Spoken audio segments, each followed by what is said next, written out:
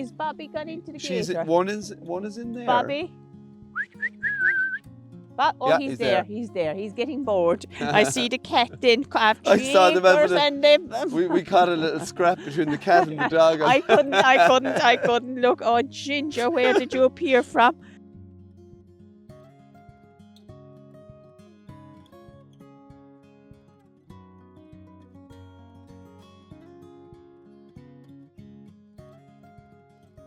My name is Kay O'Sullivan. I'm an organic farmer here in Mourneabbey, just outside Mallow, in County Cork.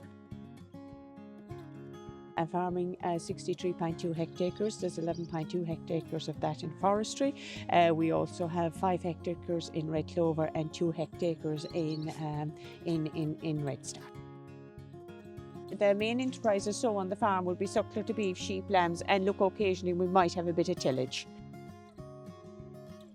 I'm organic farming for the last 15 and a half years. Whoa, so you were a pioneer. Yeah, correct, yeah. Why, what were you thinking back in 2009? Yeah. 2009, I would have looked at it as an option for the farm. So at that stage then in 2010, I would have spoken with other organic farmers, attended organic walks. I suppose, and the take-home pay, I guess, from that was higher premium for your produce and lower costs. So you're getting the higher price, and your costs were that bit lower. You're lower, and that kind of appealed to me. So I retained the flock of commercial ewes, and at that stage there was just 5 cows, I think, and 5 calves. So today we're up to, I think there's 28 sucklers. Everything is homebred, nothing is bought in, and heifers are bred at 24 months.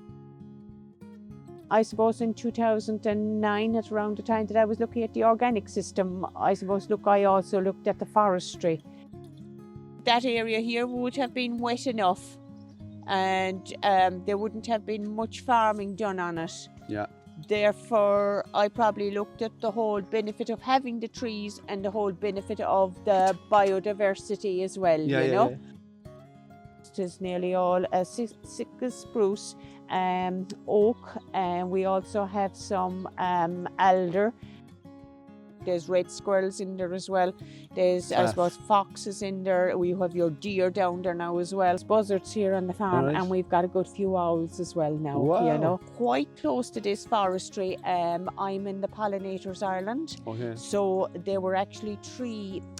One bee found that was near distinct, and 2 vulnerable bees found here as well, which would be quite near threatened as well, and they are here within very close to here. What's interesting is that it sounds like you started as more of a commercial decision, but now the relationship with the woods is a bit more about nature. Correct, and biodiversity. You see that all the time. Yeah, I always say that, like, in terms of nature and biodiversity, it's not all about money, but the conversation kind of has to start about money. Correct. You have to be able to make the case that someone's not about to do something stupid, but you come back 10 years down the line, of course the money's still there and it's relevant, but in terms of in the heads of the farmer, it's now about, what it's doing for your day-to-day well-being and your happiness about your farm and what it's doing. That's it, yeah. No, I'm delighted really with the way that the forestry has turned out.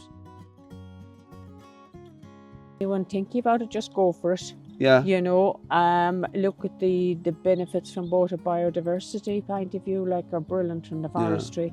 You have your premiums there. If you have any bit of wetland, and it's not being utilised, you're still getting payment. You're still getting a payment. Yeah. A forester then, through the foresting company, came out first and walked the 3 sites, and then arranged the necessary paperwork then for me. I suppose when the approval is granted, then they came in and they planted all the trees, and they did the fencing as well. The forest has been growing very well here.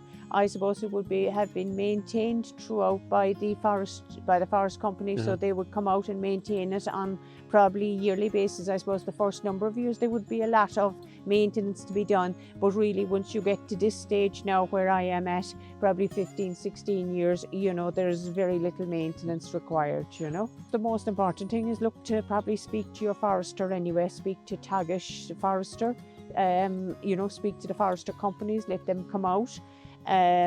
Maybe just walk the site, see if it is suitable. Definitely it has huge benefits there from a biodiversity point of view, from a shelter point of view there for animals as well. It's a very impressive farm, like. You're very proud of it, I'd say. Yeah, I would be, Fantastic. you know, so.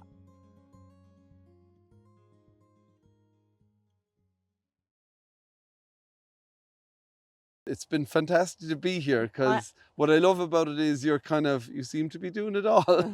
You seem to be like productive and, you know, achieving the things that they say we need to achieve from the climate point of view with the young slaughter age. Yeah. With biodiversity and new trees and hedges. So, yeah. Yeah, it seems to be working out anyway so far, so good.